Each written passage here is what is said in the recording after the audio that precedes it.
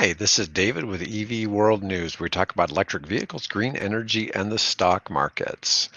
Today, we're trying out some new streaming software, and I hope you enjoy it. It's a different look, and please leave me a comment. Let me know what you think about the new software, the new background, um, and how that's going. Okay. Anyways, start today's topic. We're going to be talking a little bit about electric aviation.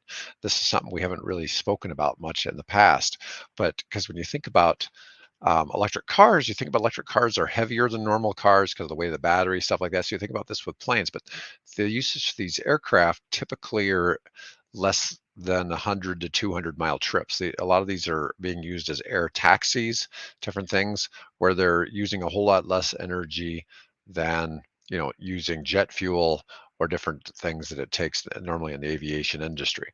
I'm going to start out here by sharing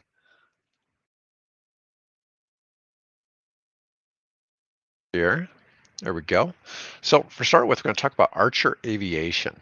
So Archer Aviation makes electric vehicle takeoff and land, vertical takeoff and landing aircraft.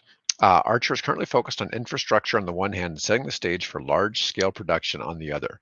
Midnight Air Taxi is getting ready to start operating in some of the most congested cities in the U.S. Now, let's take a look at these pictures here, see what we got. So here's a concept of a run or of a facility for them. You'd park here, go in here, and then catch your flight here. Now, these aircraft that are pictured, they have one pilot and four passengers. Show what these look like. And the U.S. Marines use a um, ice-powered version of this called the Osprey. Similar aircraft. It's not made by this company. They're just saying similar type aircraft. But these have about 12 propellers going up. And let's see. So they're designed to compete in an area where you would probably use helicopters. Anyways, Archer isn't playing small. They're about to kick off commercial operations in Los Angeles and New York metropolitan areas. They've also announced plans to do this in Dubai. And they're going to use existing locations of established operators as launching pads for air taxi services by installing dedicated charging systems. This will speed up things tremendously instead of having to build their own vertiports from scratch. Now, they've combined doing some work with a company called Beta Technologies, which does have its own aircraft, which is called the Aliyah. And let's see, but Beta has its own chargers. They're interoperable rapid charging units based on the CCS system. Now, the Beta Tech is a reputable pioneer when it comes to air taxi charging. They launched the first charging station for electric air taxis in Massachusetts, and the first one ever installed at an Air Force base. 50 charging stations are currently in the process of being installed across the US, and by 2025, they hope to have 150 charging sites. So there'll be a lot of places where these type of aircraft can be charged up. Let's see. Now, Archer is the only one officially backed by automotive giant Stellantis. Archer officially introduced the Midnight aircraft that will be commercially produced in collaboration with Stellantis. Midnight also enjoyed tremendous success in the market with an impressive pre-order from United Airlines. The Air Taxi is a five-seater aiming to replace typical one-hour commutes with zero-emission flights that are 3 times shorter, noise-free, and cost-effective. Now, Archer and Atlantic Aviation are working together in some of these locations as well. Um, so Atlantic Aviation is a fixed base operator network and aviation services provider, and they're looking to develop electric aircraft infrastructure. Let's see here. The goal is to replace 60-minute car commutes with quick and efficient 10 to 20-minute electric air taxi flights. Yeah, we're starting to enter the world of flying cars, essentially. Although we've really always had them because we've had helicopters. This is set to materialize with the launch of services across initial locations in 2025. Now, this one's kind of interesting. This is an unmanned aerial um, It's not really a UAV. They call it, I guess it is a UAV that's been circling the globe. This set a world endurance record for in flight. Now, the Zephyr is a stratospheric UAV. It flies at 70,000 feet on ultra long endurance missions. It's solar powered, so it has batteries and observation and communications platform. Let's see, it has a wingspan of 82 feet, but only weighs 165 pounds, including 53 pounds of batteries. It's remarkably light for its size. It's fully electric with a pair of efficient motors driving two propellers out along the wings. It's pretty much always flying in the daylight. The way it's designed, it flies above the clouds, and the wings are coated in gallium arsenide solar cells. The sun shines on these panels all day, designed to fly well above the clouds and other conventional aircraft. A sweet spot of 70,000 feet. It set a new altitude record for unmanned aerial systems, reaching 76,100 feet over Arizona. Originally built by a company called Quinetti Q and now owned by Airbus, it's been setting records for more than a decade. It's designed to fly autonomously for as long as you need it to. It doesn't advertise an endurance limit, simply saying it can fly continuously for months at a time. It's more like a geostationary satellite, but at a much lower cost. It can surveil a 20 by 30 kilometer slice of ground with all sorts of instruments or provide telecommunications coverage to 250 cell phone towers, depending on what payload it's carrying. Pretty cool looking to see that. Its previous endurance record was set in 2018 at just 3 minutes short of 26 days without refueling, but it has now obliterated that mark. It's reached 36 days aloft and it's still flying. It's pretty interesting. According to the U.S. Army, the Zephyr test also knocked off a number of firsts, including its first flight into international airspace, first flight over water, longest continuous flight utilizing satellite communication controls, and farthest demonstration from its launch point. Now, let's see what we got here. The U.S. Air Force is going to start flying electric aircraft next year. Now, this is for 2024. Some of this is Jobby Aviation air taxis are being delivered to Edwards Air Force Base here in 2024.